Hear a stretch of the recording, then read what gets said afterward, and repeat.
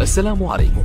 لا تنسوا الإعجاب بالفيديو والاشتراك في القناة تشجيعا لنا لنستمر بنشر المزيد إن شاء الله. Truly bezel-less display. No notches, no punch holes, just a big clean screen. Yes, it's the Galaxy A80 we're talking. So I am going to start with the best thing about this phone, the display. It is this huge 6.7 inches screen with such minimum bezels that you sort of want to watch videos in it all the time. And I've had a great experience playing games as well. Its Samsung Super AMOLED panel, no doubts, is nothing less than excellent.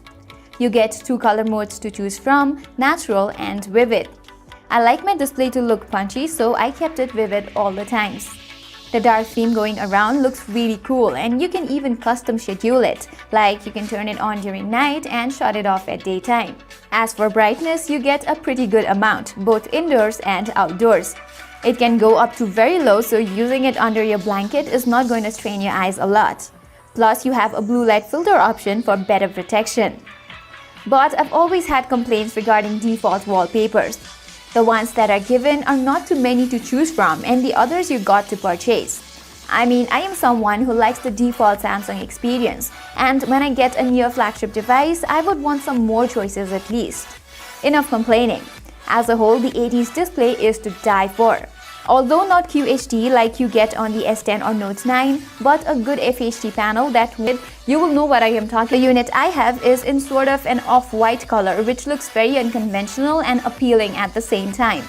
There are metal frames surrounding it that adds to the durability.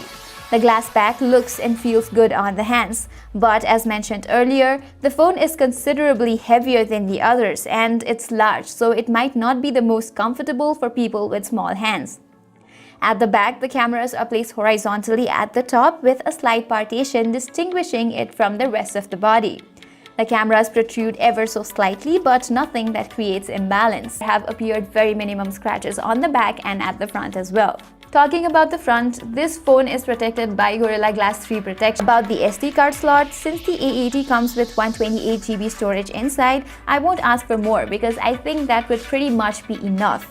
The absence of headphone jack, however, could be justified if they provided USB Type-C earphones inside the box, or maybe a dongle that connects to a headphone jack, but neither is the case. The features of this thing are same both on the front and the back. After all, it's the back camera flipping to become the front as well. As for now, let's run down the camera specs first. The primary is a 48-megapixel quad-pair sensor that captures 12-megapixel images via pixel binning. There's an 8-megapixel ultra-wide-angle lens, and the third is a 3D TOF sensor. Let's start with the images from the primary sensor. At first glance, you will love the images. The colors are nice and punchy, and the overall image quality seems very good. Only what seems missing is the details. You do have an option to capture images in 48-megapixel mode, but there is very less difference in details among the two. Maybe slightest color shift sometimes and a little bit more sharpness, but other than that, there is nothing remarkably different among the images of the 48 and 12-megapixel. In order to check details, I compared the A80 against the S10 Plus and found both they have less details in their pictures. But the colors are ever so slightly punchier in the S10, while the A80 produces near to natural colors. So I'd go for the A80 in terms of color reproduction. There's a 3D TOF sensor, first of its kind in a Samsung phone, which is one of the best things about this phone. I mean, the light focus portrait images are too good. The background blur looks so natural and pleasant. There are quite a few options for blurs which you can change even after taking images, so that has been really fun. As for the wide-angle images, colors and details are better on the normal shots as you can see in these images. The wide-angle images are not bad though. They pack in good colors, although not as good as the primary, but if you are looking for some good wide-angle shots, you can definitely get some from this camera. Likewise, the wide-angle images, it does a good job, if not the best out there. However, with that price tag, they could have gone for the best indeed, but they chose otherwise.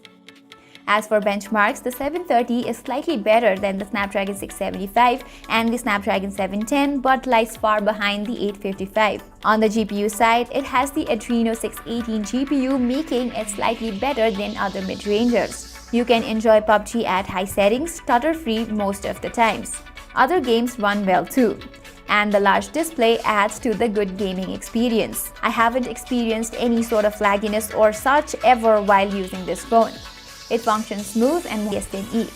The Samsung Galaxy A80 comes with Android 9 Pie with Samsung's own One UI out of the box.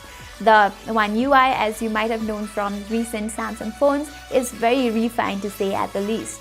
The interface is clean and flows quite nicely. And the A80 on the software side will feel like the S10.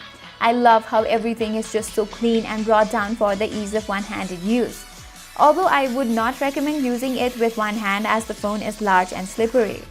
Back to the software, you get improved gesture navigation, a dark theme which I am in love with, some additional battery settings and a good friendly interface. There's also not much unnecessary things present to call it bloatware, so I am happy with this. Although I am not particularly in love with the cartoony icons you get with this. The fingerprint sensor is an in-display one like the Galaxy A50 and the A70. This means that it's not an ultrasonic one like on the S10. It's an optical one that is not very fast, I would say, but will get the job done. When have we seen super fast fingerprint sensors on Samsung mid-range devices anyways?